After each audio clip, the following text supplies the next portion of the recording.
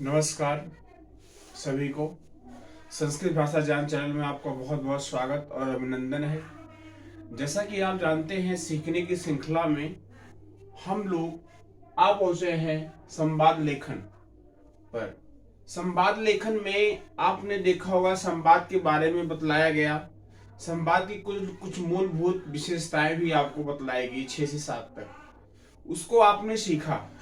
उसको सीखने के बाद जब तक हम उदाहरण के माध्यम से कुछ नहीं सीखेंगे, तब तक उसके मर्म को जानने में, आखिरकार संवाद लेखन कैसे प्रस्तुत किया जाता है, कैसे उसको समझा जाता है, उसके अर्थ की दृष्टि को कैसे हम देखते हैं, यह सब भाव उकेर करके सामने नहीं आते हैं।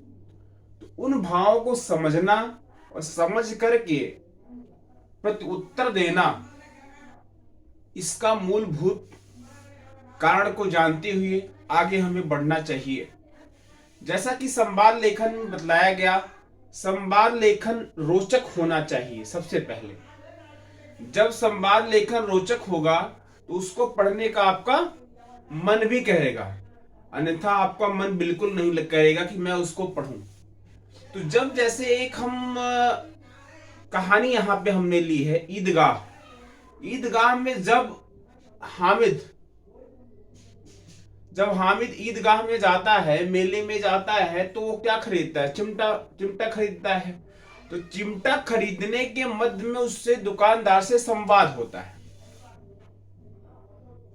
वह संवाद कितना प्रभावशाली है, उस संवाद को देखने से ही लगता है कि वाकई में एक दुकानदार जो बेचने वाला है, विक्रेता है, और एक क्रय जो खरीदने वाला हामिद है, किस प्रकार से अपने दोनों लोग विचारों को रखते हैं।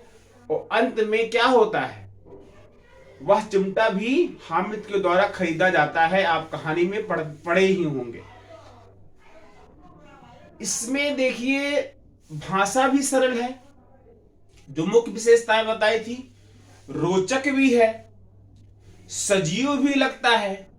और उस सजीव लगने के साथ साथ इसमें हम देखते हैं कि जो कवि का उद्देश्य है लोगों के प्रति,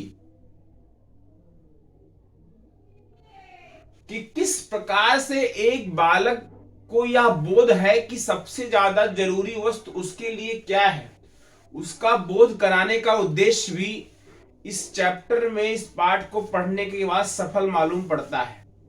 कि एक गरीब व्यक्ति अपनी सारी आकांक्षाओं को त्यागता हुआ सबसे जो ज्यादा जरूरी होता है उसी वस्तु का क्रय वो करता है।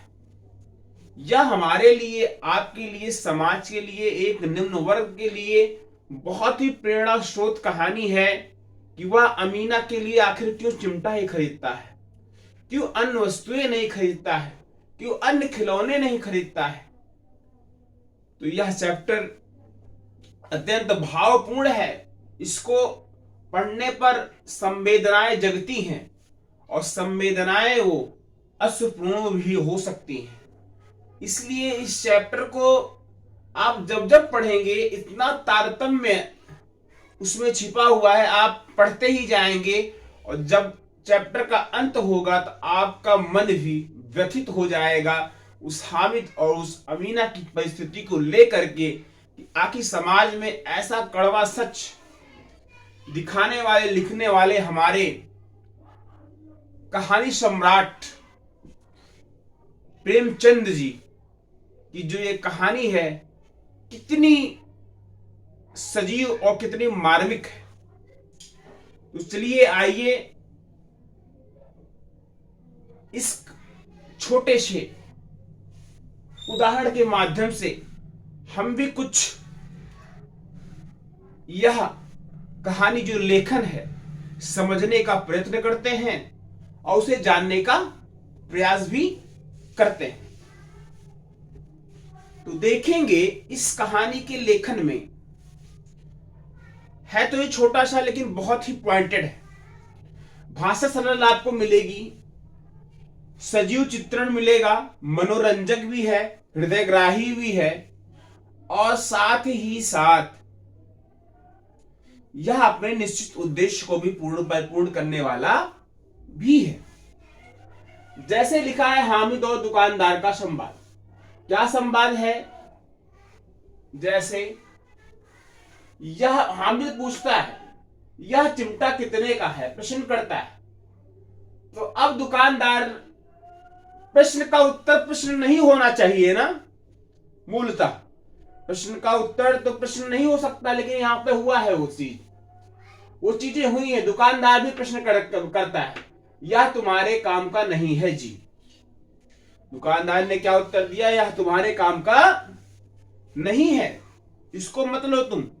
जब हामिद ने कहा यह चिमटा कितने का है, फिर हामिद ने कहा बिकाऊ है कि नहीं। अब देखो प्रश्न थोड़ा सा और जटिल कर दिया उसने।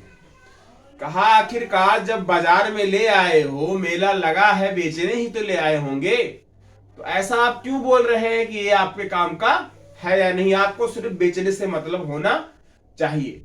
एक दुकानदार का उद्देश्य क्या है? सिर्फ बेचना। और अगर सामान आपका अच्छा है तो आपको बेचने में क्या दिक्कत है? फिर अगला प्रश्न इसी में से कर देता है। दुकानदार ने फिर उत्तर दिया, बहुत ही शानदार उत्तर दिया, बिकाऊ नहीं होता तो क्यों यहां लाद लाते? लाद लाने का मतलब उठा लाते।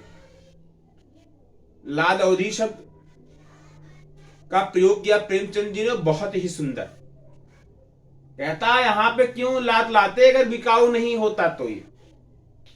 अब दुकानदार ने थोड़ा गुस्से, रौद्र रूप में, रोष में कही ये बातें, क्योंकि बालक को उसने समझा ये बातों नहीं कर रहा है, लेगा तो है नहीं, ये सिर्फ ये बातों को बढ़ा रहा है, बातूं नहीं बालक लगता है। लेकिन हामिद ने कहा था तो बताते क्यों नहीं कि कितने पैसे का है?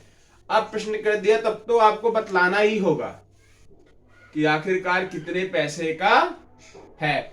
अच्छा, ऐसे ही आपके भी जीवन में हुआ होगा। बहुत सारे मेले में गए होंगे, बहुत सारी चीजें आपने खरीदी होंगी बचपन में। हम लोगों ने तो बहुत सारे मेले में गए, वहां पे जाकर के अब पहले से ही हम प्लान करके जाते थे कि ये चीजें हम लेंगे, और उन चीजों को हम लेते थे ऐसे ही। लेकिन यहां पर हामिद ने प्लान नहीं किया था। हामिद को ये पता था कि अमीना, जो उसकी दादी ही, उसके हाथ जलते थे रोटी बनाते वक्त, इसीलिए वो चाहता था कि मैं चिमटे को खरीदूं। बाकी उसके दोस्तों ने अन्य अन्य चीजें ली, खिलौने लिए, कुछ भी लिया, लेकिन उसने ये सब चीजें नहीं ली। दुकानदार ने कहा 6 पैसे लगेंगे। अब उसने बोल दिया 6 पैसे लगेंगे, 5 और 1 6। अब हामिद ने कहा ठीक बताओ। हामिद ने कह दिया ठीक बताओ, क्योंकि हामिद के पास तो 6 पैसे थे नहीं, उसके पास थे 3 पैसे टोटल। इसीलिए उसने कहा कि 6 पैसे लगेंगे, तब उसने कहा ठीक बताओ। अब दुकानदार और गुस्से में बोला, क्या बोला?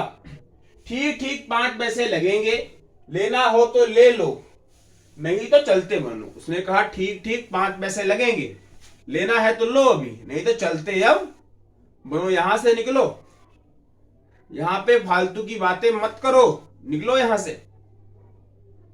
अब हामिद बोलता है, क्या बोलता है? कहता है 3 पैसे लोगे, लास्ट बस लोगे। उसने कहा 3 पैसे क्या लोगे? आपने कहानी देखा, अंत में फिर वह उसकी परिस्थिति को भांपता है दुकानदार, और 3 पैसे में ही वह चिमटा हामिद को दे देता है। हामिद को दोस्त कितना चिढ़ाते हैं, लेकिन वह कहता है नहीं, यह मेरी दादी के लिए ऐसा उपहार है जिसको मैं जब भेंट करूंगा तो मेरी दादी आनंद से भर जाएंगी और उनकी सारी की सारी परेशानियां मिट जाएंगी। तो यह बहुत ही प्रभावशाली और रोचक, सजीव, सरल भाषा में लिखा गया संवाद रहा। आपको भी इसी प्रकार के संवाद लिखने हैं, और लिखने के लिए जब भी आता है तो भाषा को सरल ही अपने रखिएगा, वह सजीव हो, रोचक हो, और मनोरंजक भी होना चाहिए। अगर इन सब चीजों का आप ध्यान रखते हैं तो आपका हमेशा से लिखा हुआ संवाद रोचक ही होगा। कमेंट के माध्यम से बतलाइएगा कि आपने ईदगाह कहानी पढ़ी थी कि नहीं, आपको यह संवाद रोचक लगा था कि नहीं। मुझे तो बहुत और अच्छा रोचक लगा है, इसीलिए मैंने इस संवाद को आपके सामने प्रस्तुत किया है। तो ठंड बहुत हो रही है, ठंड का भी ख्याल रखिएगा और ठंड के समय में लेकिन आप पढ़ाई अनवरत अपनी जारी रखिएगा। और जो चैनल से नए जुड़े हैं, मैं पुनः कहता हूं सब्सक्राइब करें, शेयर करें दोस्तों के पास, और चैनल से हमेशा की तरह प्यार बनाए रखें। चैनल को देखते रहें और चीजों को सीखते रहें।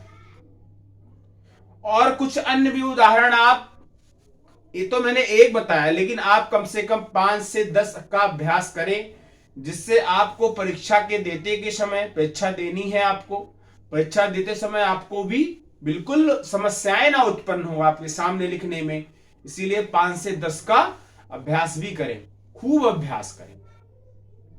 तो मैं इस आशा और के साथ कि आप लोग खूब मेहनत कर रहे होंगे, पेपर की तैयारी में लगे होंगे और नित्य प्रतिदिन कठिन मेहनत कर रहे होंगे, इस आशा के साथ मैं सभी को बहुत बहुत साधुवाद देता हूं।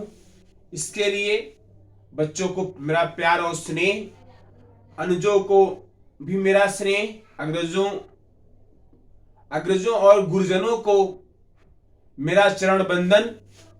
और अंत में ये कहना चाहता हूं कि भारत माता की जय, वंदे मातरम। बहुत बहुत धन्यवाद आप सभी का।